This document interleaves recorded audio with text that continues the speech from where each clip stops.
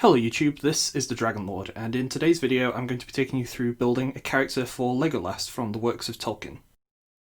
This character will be legal and built with the 5e system, but towards the end of the video I will be talking about some of my homebrew ideas that I use to make the build feel more unique.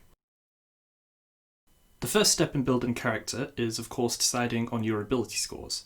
Depending on how you play, you may have limited control on these stats, but should aim to follow this guideline where you can.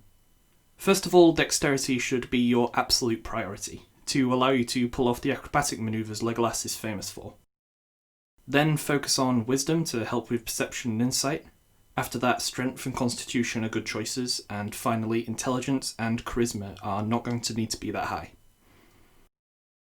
With those decided, we need to pick a race. Legolas is a Sindar, which translates to D&D as the Wood Elf subrace.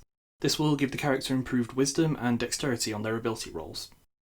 This character will also be given dark vision and the knowledge of the languages Common and Elvish. Now, elves also don't sleep, but instead enter a trance to provide rest. This is similar to the elves of Middle-earth, which are known to be capable of entering a sleep-like state while still walking. Something which Legolas took advantage of to help him keep up with the orc pack while tracking Merry and Pippin during the Two Towers. We will also gain a proficiency in perception due to our natural keen senses, as well as Fey ancestry giving an advantage against charm spells and a full immunity to sleep spells. Finally, being a wood elf gives the character the ability to hide in natural environments like foliage or mist. There are also some weapon proficiencies given by the wood elf race that I'll be covering later on. Legolas has been shown to have a basic understanding of magic, and skill at travelling across harsh terrains, but not enough to warrant a class for it, especially given how the elf racial abilities cover those areas well enough already. As such, I chose to make this character a fighter class. This gave us two skills which I've selected to be acrobatics and athletics, so that we're able to surf on shields and stuff. Now, Legolas is an expert archer, so of course the choice of fighting style here is archery, giving a +2 bonus attack to ranged weapons. From there, we're going to need to pick a martial archetype.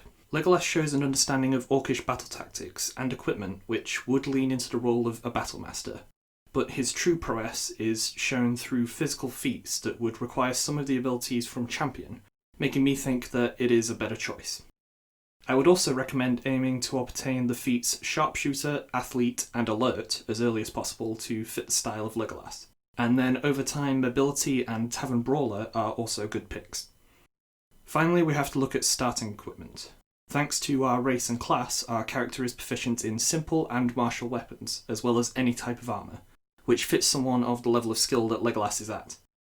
Legolas has worn a few different variants of armour throughout his appearances, and while I think some could be classed as medium, I decided to give this character light leather armour for starting off, although our proficiencies mean medium armour like scale could also be used for special cases like a large battle.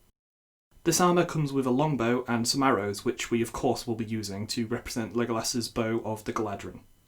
Next is the dual martial weapons, which will resemble the long knives Legolas carries. If you're trying to more replicate the version of Legolas from the book, then you will only want one of these. Now, I've seen these weapons called short swords and long daggers in various places, but here I'll be taking dual short swords, just because they're my preference, but really either would fit. Finally would be the option of crossbow or axes, neither of which are very fitting or needed, so if you are strictly wanting to follow the 5e player's guide, then pick whichever you prefer. However, for my character, I've replaced him with a longsword to represent the use of Orcrist from the Hobbit films. Legolas is the Prince of Mirkwood, and served in a military sense on behalf of his father, hence his presence at the Council of Elrond. Now, I was torn between noble and soldier for the background, especially considering the change in character Legolas has in the films, which is what I'm mainly looking at for this character. In The Hobbit, he's much more arrogant and entitled, which fits the noble personality traits better, whereas in Lord of the Rings, he is more heroic and kind, which would lean into the soldier personality choices. What you go for here will depend on where in his life your Legolas character is at. The selection I made is shown on screen and is a sort of combination of both options in an attempt to hold the older Legolas personality while still being a noble. Being a noble gives the character proficiency in history and persuasion, as well as the ability to secure a council with most local leaders due to your title. There are also some trinkets given to fit the role, like fine clothes and some extra gold. Legolas is shown to be a competitive fighter and fiercely loyal to his friends. When role-playing, you'll want to act morally and loyally towards your party, but most importantly, take every opportunity possible to show off with an incredible feat of skill. In terms of an official alignment, I chose neutral good, although I was very close to picking chaotic good. In cases like this, it can be hard because Legolas isn't shown making much in the way of tough morality-based decisions, but I think neutral good fits well. So that's the legal 5e character, but when creating my version of Legolas, I added in a homebrew ability to make him feel more unique when playing. The ability is called That Still Only Counts as One, and is available to the character at Fighter level 16. The ability may be used once per short rest to perform a boarding manoeuvre against a creature that is large or bigger.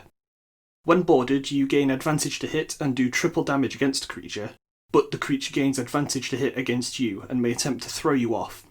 When dismounting, you must make an acrobatics save, including in the case of forced dismount, and if the creature is still alive, take an opportunity attack. And that's everything you need to play Legolas using the 5e system. This video is part of a series based around building the full Fellowship of the Ring as balanced as possible, so subscribe if you'd like to see more of that. The next video I'll be making will be about Aragorn.